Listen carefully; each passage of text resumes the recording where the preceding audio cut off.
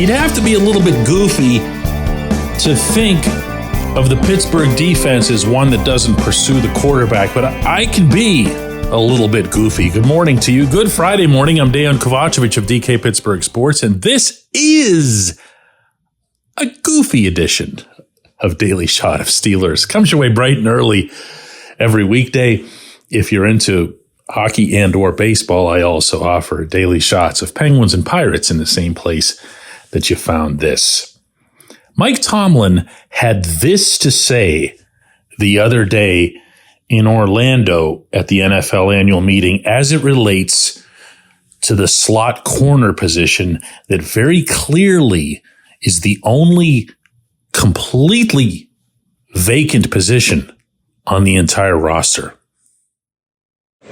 You know, we got some candidates, but obviously we're probably still looking. I think that's a position that we're all looking for and looking at annually because some of the demands that come in that position in the NFL are somewhat different than in college.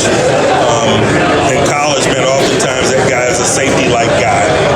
The coverage is so significant in the NFL that most of the time that guy's a corner-like guy. So I think we're all kind of scouring that position annually and seeing what's available in terms of ready-made talent and so forth. All right, so I say slot corner, and you think to yourself, which player?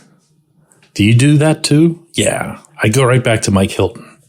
It's reflex. And there were things that Arthur Maulet did while he was here that were worth applauding. Wasn't particularly great in coverage, but got a lot of other things done. Certainly wrapped up his tackles and was sound, if not necessarily spectacular there. Well, that got me to thinking. Because in that same session in Orlando, Tomlin went out of his way to praise Patrick Queen specifically for his ability to get to the quarterback. I started looking up some numbers here. Some of this might surprise you. Did you know that in 2023, 33 of this defense's 47 sacks came from edge rushers, from the outside linebacker position? TJ had 19, Alex Highsmith had 7, Marcus Golden 4. Nick Herbig was in there too. 33 out of 47 came from a single position. Only 5.5 of those 47 sacks came from inside linebackers, which is why the reference to Queen kind of leaped out. It's neat to think how, again, you could get not just sacks necessarily, but, quarterback hurries, pressures, all that Myles Garrett stuff. All right, now you ready for the punchline? Out of those 47 sacks, how many would you say came from the secondary? Out of 47 sacks, how many came from a cornerback, a slot corner, a safety, you name it? You ready? 1. And it was by Elijah Riley. And now as I say it, you actually remember the play. 1 out of 47. Now I'm going to be the last person who attempts to minimize anything that TJ specifically brings to this defense. But he can't be that much of it where you would still expect your defense to be a whole lot less predictable, a whole lot more difficult to beat. The fact is that what TJ does is basically a TJ thing. It's not a product of anything else that the defense is doing. It's not even a product of being clever with TJ. There have been a couple of times over the past 2 seasons where he's slid into the middle or done something, but for the most part, you just see him line up in his same spot, beat the guy in front of him, or get held and then not have any holding calls result. And if he doesn't get back there, you just kind of hold your breath that the rest of it will stay intact. Well, it's 2024, and slot corner is no longer that place on your defense where you just put the corner who can't keep up anymore. It's not where you put your grade B, your grade C guys. It's a vital position And doubly so when you look at the quality of the slot wide receivers that are coming out of college.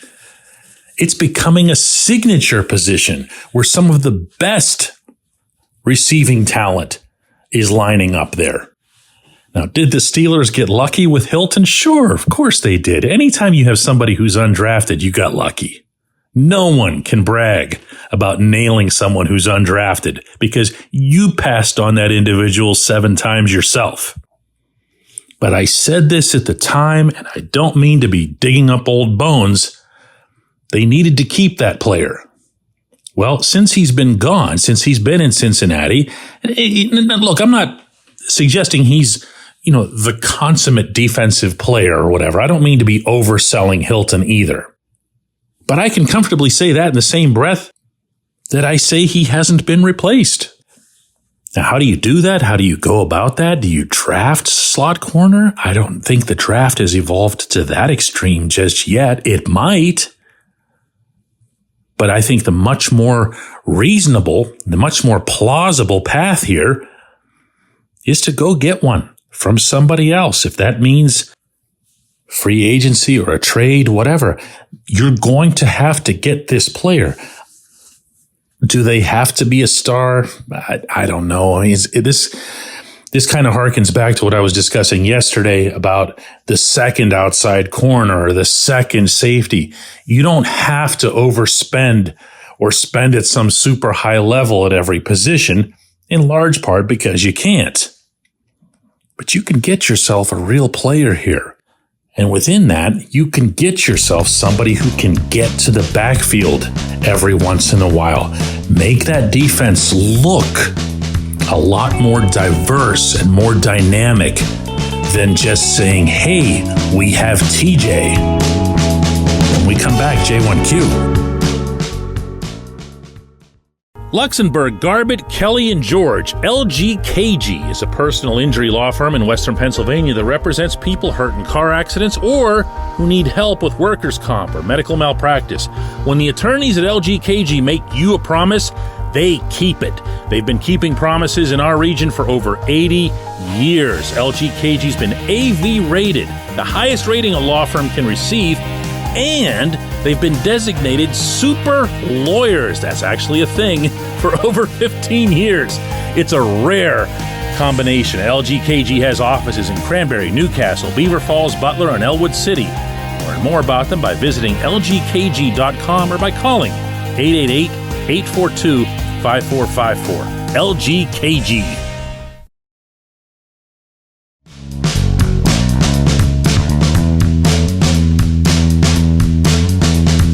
Today's J1Q comes from Dana, and boy, is it good. Dana asks, something I've had trouble wrapping my head around is how do all of these various players fit into what the Steelers' offense will be?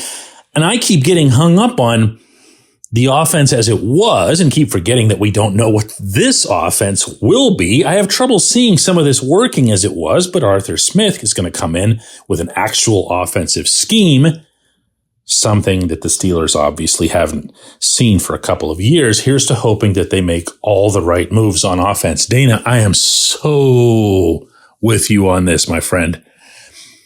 I would love to sit here and scheme up in my head what an offense will look like with Russell Wilson or Justin Fields at quarterback, what it will look like with George Pickens as your unquestioned number one receiving target, what it'll look like if you end up coming away with some other stud receiver out of the draft, what it will look like if it's just stomping humans as a running game, the way Smith's offenses prefer to do, the way they're designed to perform. But I don't know that. And I can't put it together either. And it's annoying. I'm not going to lie, because I'll even throw in a different position here, just as an example. What about tight end? If you say, well, you want to throw across the middle, you want to get things done, and at the same time, Smith prefers to have all of his guys, including his wide receivers, even his slot receivers, blocking.